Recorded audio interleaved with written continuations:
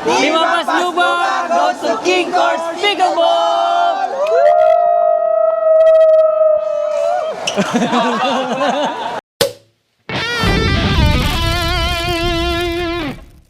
What's up mga kaampi? Andito kami ngayon sa King Court sa San Fernando, Pampanga. It's a newly open court. Naku, panalo dito. Punta kayo dito, hindi kayo magsisisi. Hello everyone! Hello! So ayan, for today's video, samahan nyo ang Team Hampas Lupa na dumayo. Magpapasaya tayo ng mga pickleballista ng Pampanga. Akalain mo no? Wala namang bitaw pero nai-invite. San ka pa? Yun lang yung iilan-ilan talaga sa amin ni may attitude. Mga walang pakundangan. Habang yung kasama nila pagod sa pagdadrive, eto sila ang sarap pa ng tulog. Kaya kadalasan pagdating ng court, sila full charge. Habang ako naman pagod na pagod. My goodness, magbago na kayo oy.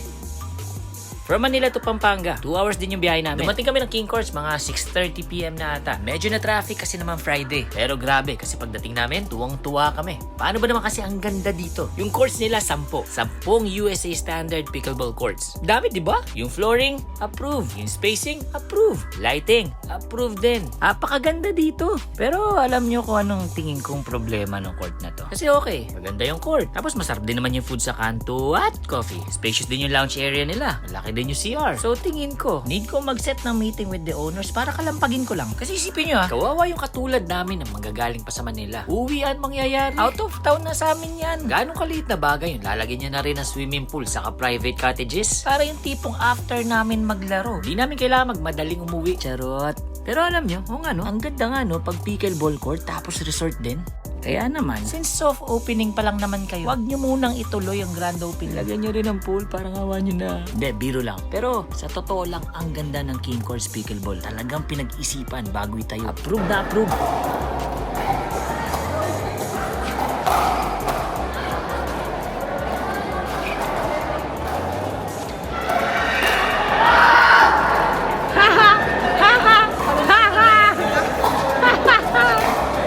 Ang masasabi ko sa King Courts, pickleball, ang ganda ng floor, ang daming courts, at the same time, maganda yung ventilation nila. Yung mga courts nila is very, I think, tournament ready. And sobrang bago pa talaga. As in, natakot ako para sa shoes ko. Oo. Tapos feeling ko gumaling ako kasi ang ganda ng court eh.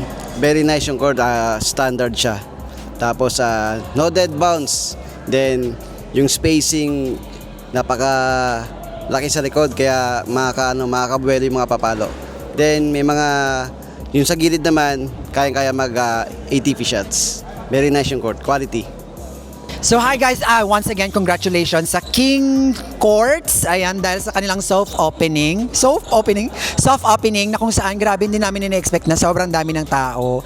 Kahit madaming tao, sobrang napaka-jolly. Ang gaan lang sa feeling na makalaro namin sila. Maraming mga clubs, maraming mga family ang pumunta dito kanina. And sobrang nag-enjoy sila. And yes, congratulations sa lahat ng mga pumunta sa soft opening ng King Courts. Bye, Hampas Lupa! May team kasi, team! Team! May Hampas Lupa!